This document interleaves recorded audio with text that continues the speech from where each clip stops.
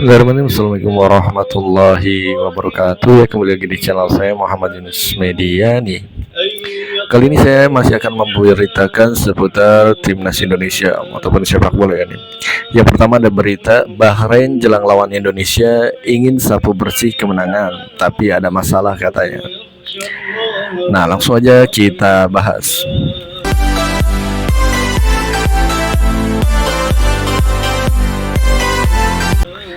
Timnas Indonesia dan Bahrain akan berhadapan di Stadion Utama GBK Jakarta pada 25 Maret dalam lanjutan ronde 3 kualifikasi Piala Dunia.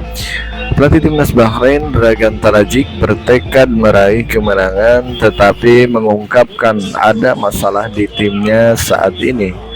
Ronde 3 kualifikasi Piala Dunia hanya menyisakan 4 match dari laga. Tarajic menargetkan kemenangan di semua laga tersebut, termasuk saat bertandang ke markas timnas Indonesia. Kini skuad Bahrain telah mulai berlatih di fasilitas federasi yang terletak di Riyadh. Pesan ini tentang menyapu bersih sisa laga. Para pemain saya sudah tahu, kata Tarajic kepada media Timur Tengah GDN pada Minggu 9 Maret. Kami datang ke sini training center untuk mempersiapkan diri melawan Jepang dan Indonesia dengan hanya satu hal di kepala kami, yakni kami akan memenangkan setiap pertandingan, tambahnya. Akan tetapi persiapan Bahrain agak terganggu. Tarajic mengatakan bahwa beberapa pemain saat ini mengalami masalah kecil. Ia tak memperjelas itu apa, tetapi berharap semua masalah akan terselesaikan sepenuhnya pada pekan depan. Kami mengalami beberapa masalah kecil tetapi tidak ada yang serius, kata jelas Tarajic. Saya berharap semuanya akan selesai dalam 1 atau 2 hari lagi dan semua orang akan siap untuk latihan lanjutnya. Tarajic memanggil total 26 pemain di TC Timnas Bahrain di Riyadh.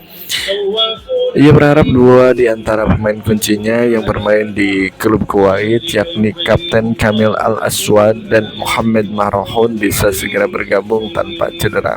Saya menunggu Marhoun dan Kamil, mereka adalah pemain terpenting bagi kami dan insya Allah mereka akan datang tanpa cedera. Nah, itu. Kemudian ada berita lanjutan keduanya, kita akan membahas duel hidup mati Indonesia versus Cina menuju Piala Dunia. Cina pede, tim Garuda dianggap lebih lemah aja.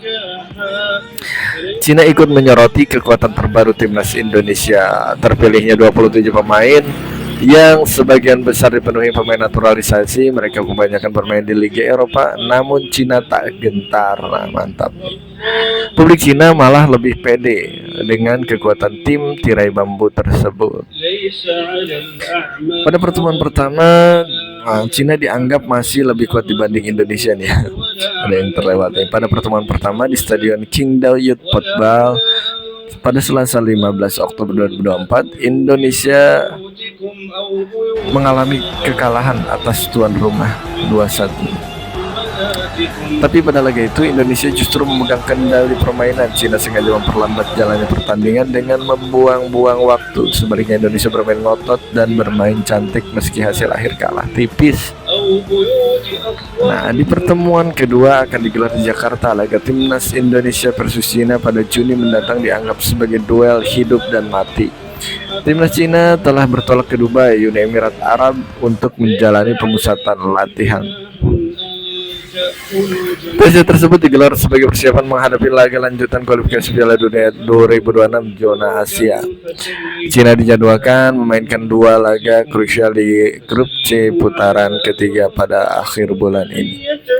Wakil Asia Timur itu bakal bertandang ke markas Arab Saudi Stadion Al-Awwal Fak Kamis 20 Maret 2025. Mereka kemudian akan menjamu Australia di Stadion Hangzhou Sports Park, Cina, Selasa 25 Maret 2025. Cina saat ini berada di jalur yang tepat mewujudkan mimpi sejarah tampil di Piala Dunia. Skuad besutan Branko Ivan Kopik itu berada di peringkat ke-6 grup C dengan torehan 6 poin. Skuad besutan anak, namun mereka hanya terpaut 1 poin dari Australia di posisi kedua, tempat otomatis ke putaran final. Selain itu, mereka juga memiliki jumlah poin yang sama dengan Indonesia, Arab Saudi, dan Bahrain. Artinya 4 pertandingan terakhir akan menjadi pertarungan hidup dan mati bagi 5 tim. Baru-baru ini media Cina Sohu memberikan ulasan tentang 4 laga terakhir tim nasionalnya. Dari 4 laga sisa, pertandingan yang menjadi sorotan Sohu adalah duel kontra timnas Indonesia. Menurut jadwal, kedua tim bakal bertemu di Indonesia dalam laga ke-9 ya, pada 5 Juni mendatang. So menilai itu merupakan satu-satunya laga yang wajib dimenangkan oleh Cina untuk lolos ke Piala Dunia. Pasalnya, So menilai kekuatan Indonesia masih di bawah Cina meski diperkuat banyak pemain naturalisasi. Sorotannya ada di sini, bermain melawan Indonesia di kandang lawan, tulis Sohu.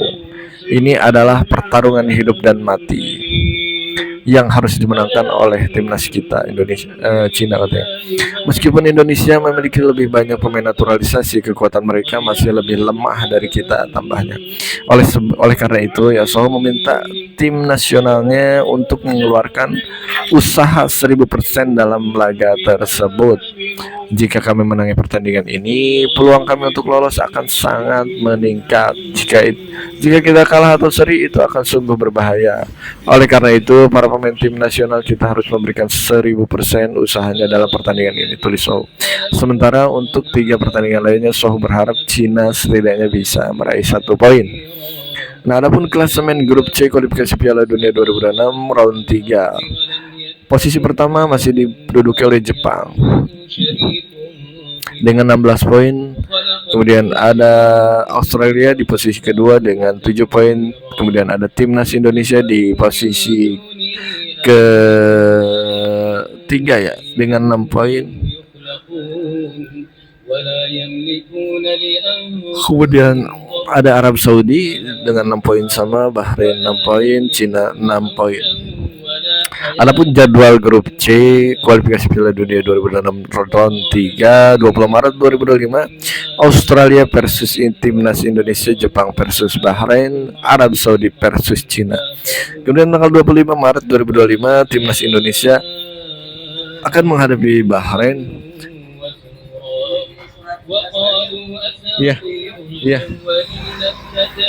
Kemudian Cina versus Australia, Jepang versus Arab Saudi. Adapun tanggal 5 Juni 2025, timnas Indonesia versus Cina, Australia versus Jepang, Bahrain versus Arab Saudi. Kemudian 10 Juni 2026 ataupun laga ke-6 ataupun laga terakhir di round 3 ini, Jepang versus Indonesia, Arab Saudi versus Australia, kemudian Cina versus Bahrain. Nah, itu saja yang bisa kami beritakan ataupun sampaikan ya, semoga bermanfaat. Kurang lebihnya terima kasih.